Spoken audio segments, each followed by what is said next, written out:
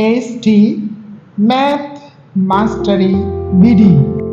11 দুইটি বর্গক্ষেত্রে বাহুর দৈর্ঘ্য যথাক্রমে এ আর একটা হলো বি হলে এদের ক্ষেত্রফলের অনুপাত কত? একটা এ আর একটা বি, এদের ক্ষেত্রফলের অনুপাত কত? তো আমাদের হচ্ছে 1 নম্বর, দুটি বর্গক্ষেত্রে বাহুর দৈর্ঘ্য যথাক্রমে এ এবং বি হলে এদের ক্ষেত্রফলের অনুপাত। তো মনে করি একটি বর্গক্ষেত্রের একটি বর্গের বাহুর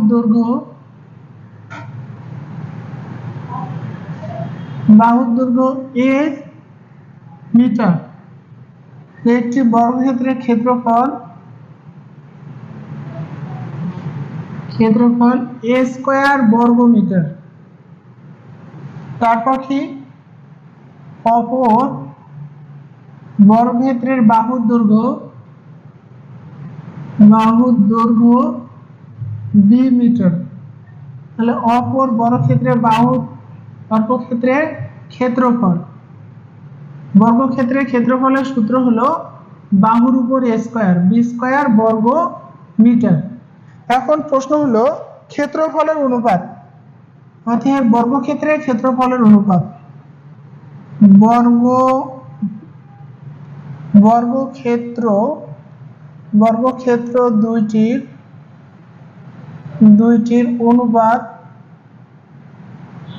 কোন ক্ষেত্রে দুটির অনুপাত এ স্কয়ার অনুপাত বি স্কয়ার। বুঝছো? এ স্কয়ার বি স্কয়ার।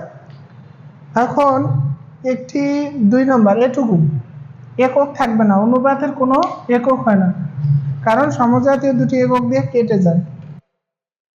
আজকে এই পর্যন্তই। তোমাদেরকে যতগুলো বাড়ির কাজ, তোমাদের যে অঙ্কগুলো করে দিলাম, এই অঙ্কগুলো যদি বুঝতে না পারো তাহলে অবশ্যই তোমরা কমেন্ট করে জানাতে পারো, অথবা আমি যে প্রতিষ্ঠানে আছি, কলেজে, স্কুল অ্যান্ড ক্লাসে, আমার যদি স্টুডেন্ট হও, ক্লাসে জিজ্ঞেস করতে পারো। এছাড়াও তোমাদের যদি সমস্যা থাকে তাহলে আমাদের হোয়াটসঅ্যাপ লিঙ্ক দেওয়া আছে, এখানে তোমরা সরাসরি কথা বলতে পারো আমার সাথে। ভালো থাকো, সুন্দর থাকো, আর নিয়মিত পড়াশোনা করো। নিজের জন্য পড়ো, নিজের বাবা মার জন্য পড়ো, তাহলে দেশের কাজ করা হবে। ভালো থাকো, সুন্দর থাকো। আসসালামু আলাইকুম। ঠিক আছে।